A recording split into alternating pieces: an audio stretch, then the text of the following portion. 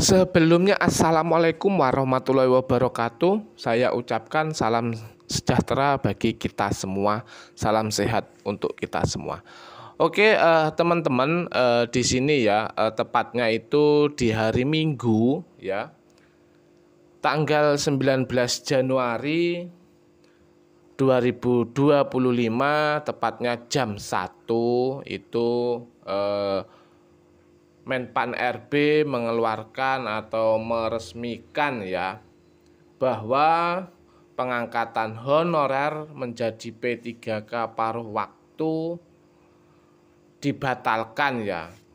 Alasannya kenapa dibatalkan pengangkatan honorer menjadi P3K paruh waktu, mungkin di beberapa daerah kalian itu sudah ada yang dikasih tahu sama pejabat pemerintahnya masing-masing. Nah, biar teman-teman itu tidak penasaran dengan alasan pembatalan pengangkatan honorer menjadi P3K paruh waktu, langsung saja ini pembahasannya ya. Menpan RB telah mengeluarkan keputusan terbaru yang mengatur mengenai skema P3K paruh waktu. Kebijakan ini telah disahkan dalam keputusan Menpan RB nomor 16 tahun 2025. Dalam keputusan tersebut ada beberapa alasan yang bisa menyebabkan pembatalan pada proses pengangkatan honorer menjadi P3K paruh waktu. Jadi untuk teman-teman honorer paruh waktu atau penuh waktu, teman-teman bisa simak ini dengan baik-baik ya. Biar teman-teman itu nantinya tidak gagal paham dengan berita-berita yang dikeluarkan oleh Menpan begitu ya.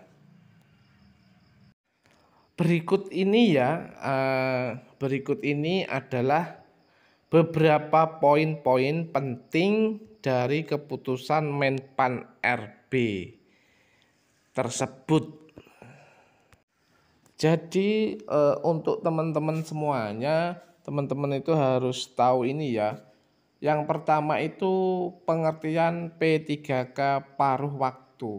P3K paruh waktu adalah pegawai non-ASN yang diangkat dengan perjanjian kerja berdasarkan anggaran yang tersedia di instansi pemerintah. Jadi kalau di instansinya teman-teman itu banyak dana atau anggaran, itu mungkin teman-teman nanti bisa secepatnya menjadi P3K penuh waktu seperti itu ya.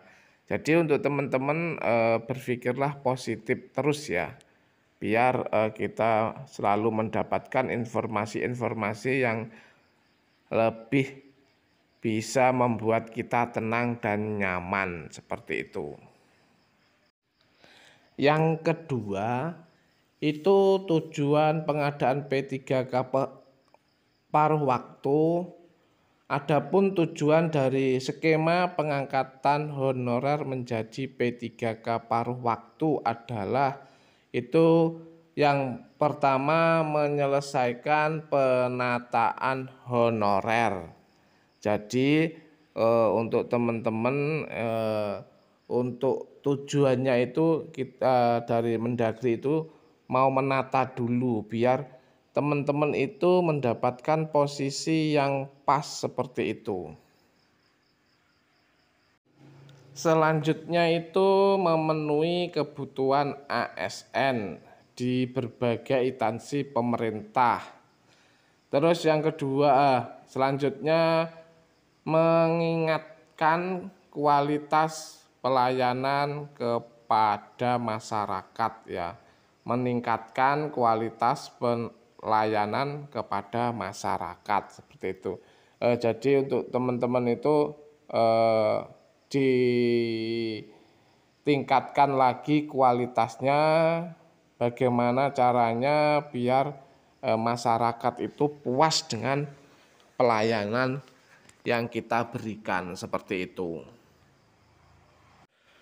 Terus untuk syarat yang ketiga ya, syarat pengangkatan menjadi P3K paruh waktu yaitu meliputi pengangkatan P3K paruh waktu hanya dilakukan bagi honorer yang, ingat-ingat ya, pengangkatan P3K paruh waktu hanya dilakukan bagi honorer yang terdaftar dalam database BKN, gagal lulus seleksi CPNS atau P3K tahun anggaran 2024. Dan yang ke nomor 4 atau syarat yang keempat itu pembatalan pengangkatan. Pembatalan pengangkatan menjadi P3K paruh waktu dapat disebabkan jika honorer mengundurkan diri. Jadi untuk teman-teman, untuk pengangkatan menjadi P3K paruh waktu itu bisa tertunda atau bisa merugikan teman-teman sendiri itu apabila itu teman-teman atau rekan-rekan itu mengundurkan diri. Jadi dari BKN itu sudah tidak bisa membantu teman-teman karena teman-teman bisa mengundurkan diri itu tadi ya. Dan juga teman-teman itu tidak melengkapi dokumen sesuai batas waktu atau meninggal dunia. Nah, di sini kalau teman-teman sudah dinyatakan lulus, itu teman-teman harus segera mengisi dokumen-dokumen yang diperlukan atau yang sudah ditetapkan ya. Jadi selama teman-teman itu dikasih waktu untuk mengisi dokumen-dokumennya. Jadi kalau selama itu teman-teman tidak mengisi dokumen teman-teman sendiri, berarti teman-teman itu juga dianggap mengundurkan diri dan tidak melengkapi dokumen-dokumen yang diminta dari BKN, seperti itu ya. Yang kelima itu ya, jabatan P3K paruh waktu, honorer yang diangkat P3K paruh waktu bisa menduduki jabatan. Yang pertama itu adalah guru dan tenaga pendidik ya. Jadi untuk teman-teman jabatan P3K paruh waktu itu bisa menduduki jabatan sebagai guru dan tenaga pendidik. Terus tenaga kesehatan, ada tenaga teknis juga, dan penegak hukum. Jadi itu ya yang bisa diduduki oleh P3K paruh waktu ya. Jadi untuk teman-teman pahamlah, dari sini sudah paham ya posisinya teman-teman itu yang mana.